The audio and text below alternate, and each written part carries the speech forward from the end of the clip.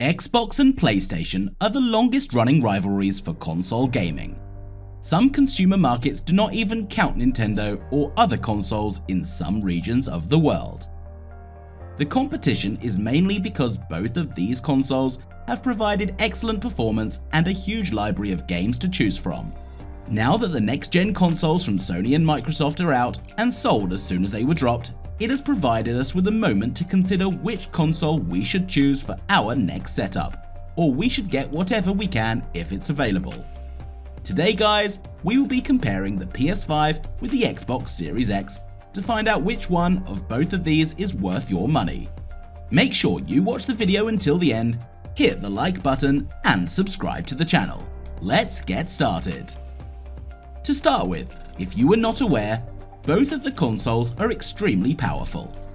They can push 120 frames per second out at 4K resolution with ray tracing and speedy load times. Sometimes you don't manage even to see the game's loading montage. Both have extremely different appearances, but Xbox came up with two designs this year. The bigger brother Series X is a tall rectangular cube. The Series S, the one that is an all-digital version of Xbox, has an entirely different look. Coming back to the main story here, it can be difficult for an average user to know each console's strengths and weaknesses, and no one is going to play every single game as soon as they got the new system. What makes it a bit more hard is that both consoles retail for the same MRP of $499, if you are lucky enough to find it available at an authorized retailer. Ultimately, the next generation is all about power, speed, and incredible visual fidelity levels that weren't possible before. There aren't many prominent differences when it comes to the internal specs inside both the PS5 and Xbox Series X. However, Microsoft does appear to have the edge on paper in terms of sheer computational power. As I mentioned before, the biggest differences both makers have made are in the console's physical design. The PS5 is a long tower with a futuristic shape that you either love or hate, and it is impossible not to notice in a room. And they added more texture to the DualSense controller to create something out of the ordinary. The good news though is that both systems offer backward compatibility. Users can enjoy titles from 3 to 4 years back, with some much older but evergreen titles like Grand Theft Auto 5.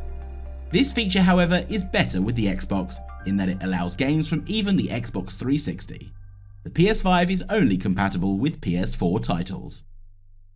Sony has also focused on increasing the feeling of immersion in the game with its new DualSense controller and continuing to deliver exclusive experiences, while Microsoft is banking on the sheer value proposition of Xbox Games Pass to lure people into its ecosystem. If you have made it to this part of the video, things are about to get a bit nerdy. Speaking of internal specs, both Sony and Microsoft have taken a similar approach, though there are a few key differences that are worth mentioning. The PlayStation 5 is a custom-built version of the 3rd generation AMD Ryzen processor that packs 8 cores and is based on AMD's new Zen 2 architecture and Navi graphics. The CPU is clocked at 3.5 GHz and the GPU offers 36 compute units clocked at 2.23 GHz and offering 10.28 TFLOPS paired with 16 GB of GDDR6 with a bandwidth of 448 GB per second. In simple terms, it means that the PS5 can support features like ray tracing and can push a resolution of up to 8K and up to 120Hz of refresh rate. If you have never experienced 120Hz before, you should get ready to be blown away by the console's buttery smooth performance, although you may need a new TV screen to unleash its maximum potential. Even if 8K is a little high maintenance for average gamers, the PS5 looks promising to make 4K 60 frames per second gaming more common and affordable. The PS5 also takes advantage of Sony's audio systems and supports 3D audio when using a headset while playing. Sony uses its new Tempest engine to deliver a crisp 3D sound experience capable of handling hundreds of sound sources for a more realistic audio environment. It's a comparable experience to Dolby Atmos if you've ever used the spatial audio format. Now let's talk about the Series X Xbox and see what it has to offer in performance.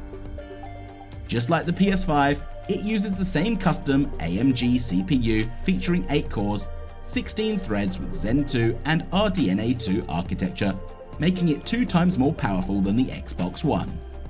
The Xbox Series X GPU has 12 teraflops of computing performance with 3,328 shaders allocated to 52 compute units. It runs at a base clock speed of 1,825 GHz, and unlike most GPUs, it doesn't fluctuate between speeds. Instead, it delivers the same clock speed regardless of the unit's temperature or the game it's running.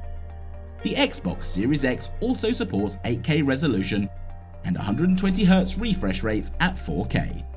The Xbox Series X goes head-to-head with the PS5 with ray tracing enabled and super fast loading speeds with 1TB of NVMe SSD that can be expanded using a proprietary NVMe card and can be utilized as VRAM to increase the load times by 40 times. It also includes a standard 16GB of RAM, a massive upgrade over the 12GB of RAM we saw in the previous gen Xbox One X consoles. Microsoft aims to make latency a thing of the past on Xbox Series X, with forward-thinking features such as auto low latency mode, ALLM improved communication systems between the console and controller, and variable refresh rate support to take advantage of HDMI 2.1 supported TVs, and the resolution can be set to 1440p if you use a monitor. The Xbox Series X is also backward accessory compatible, so you don't have to run to the store to keep up with your online sessions.